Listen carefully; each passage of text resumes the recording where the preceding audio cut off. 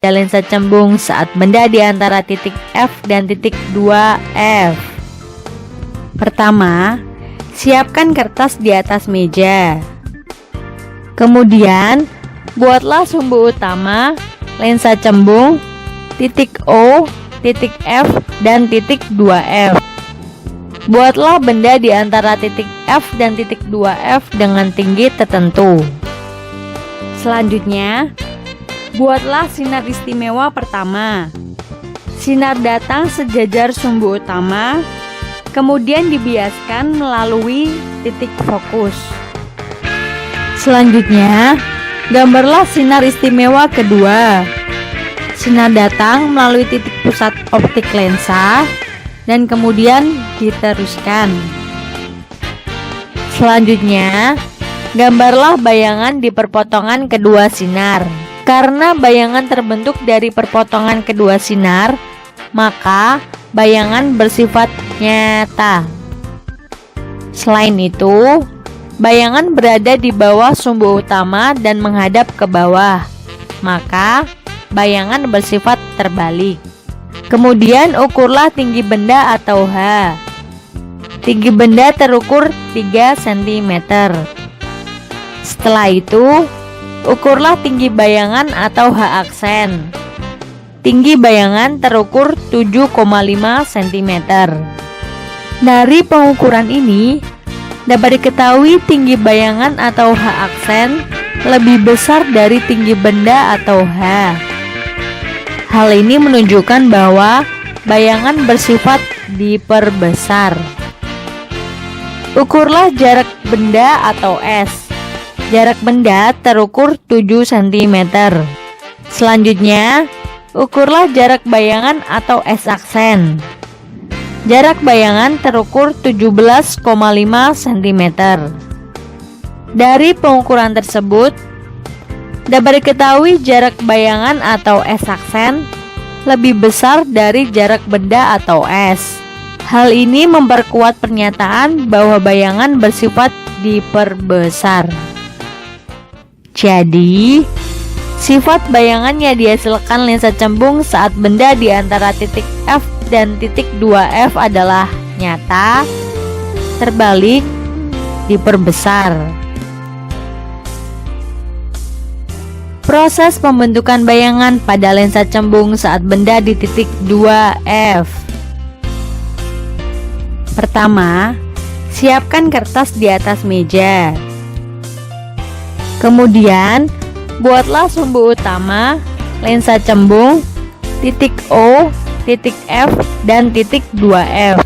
Buatlah benda di titik 2F dengan tinggi tertentu. Selanjutnya, buatlah sinar istimewa pertama. Sinar datang sejajar sumbu utama, kemudian dibiaskan melalui titik fokus. Selanjutnya, gambarlah sinar istimewa kedua. Sinar datang melalui titik fokus, kemudian dibiaskan sejajar sumbu utama. Selanjutnya, gambarlah bayangan di perpotongan kedua sinar. Karena bayangan terbentuk dari perpotongan kedua sinar, maka bayangan bersifat nyata. Selain itu, bayangan berada di bawah sumbu utama dan menghadap ke bawah, maka bayangan bersifat terbalik. Kemudian, ukurlah tinggi benda atau H. Tinggi benda terukur 2 cm.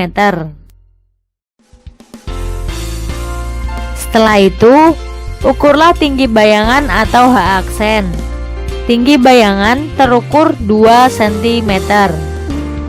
Dari hasil pengukuran, diketahui tinggi bayangan atau H aksen sama dengan tinggi benda atau H.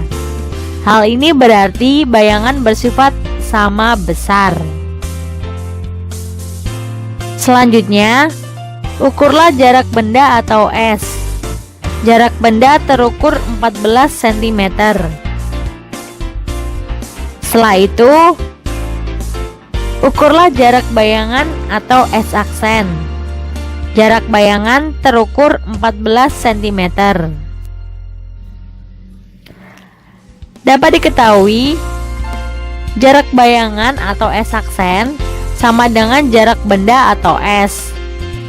Hal ini memperkuat pernyataan bahwa bayangan bersifat sama besar.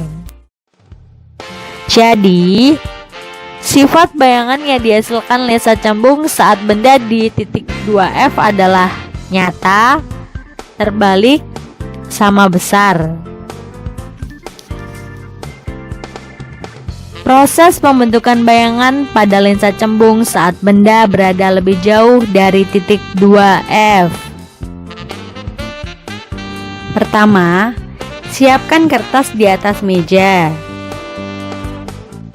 Kemudian, buatlah sumbu utama, lensa cembung, titik O, titik F, dan titik 2F.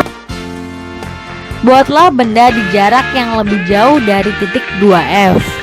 Selanjutnya, buatlah sinar istimewa pertama.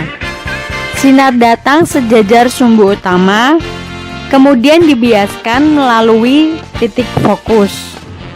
Selanjutnya, gambarlah sinar istimewa kedua. Sinar datang melalui titik fokus, kemudian dibiaskan sejajar sumbu utama. Selanjutnya, gambarlah bayangan di perpotongan kedua sinar.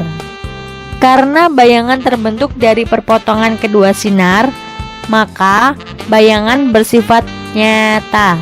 Selain itu, bayangan berada di bawah sumbu utama dan menghadap ke bawah, maka bayangan bersifat terbalik. Kemudian, ukurlah tinggi benda atau H. Tinggi benda terukur 2 cm. Selanjutnya, ukurlah tinggi bayangan atau H-aksen. Tinggi bayangan terukur 1,5 cm. Dari pengukuran, dapat diketahui tinggi bayangan atau H-aksen lebih kecil dari tinggi benda atau H. Hal ini menunjukkan bahwa bayangan bersifat diperkecil. Selanjutnya, ukurlah jarak benda atau S. Jarak benda terukur 14 cm. Setelah itu, ukurlah jarak bayangan atau S-aksen. Jarak bayangan terukur 10,5 cm. Dari pengukuran tersebut, dapat diketahui jarak bayangan atau S-aksen lebih kecil dari jarak benda atau S. Hal ini memperkuat pernyataan bahwa bayangan bersifat diperkecil. Jadi, sifat bayangan yang dihasilkan lensa cembung saat benda berada lebih jauh dari titik 2F adalah nyata, terbalik, diperkecil.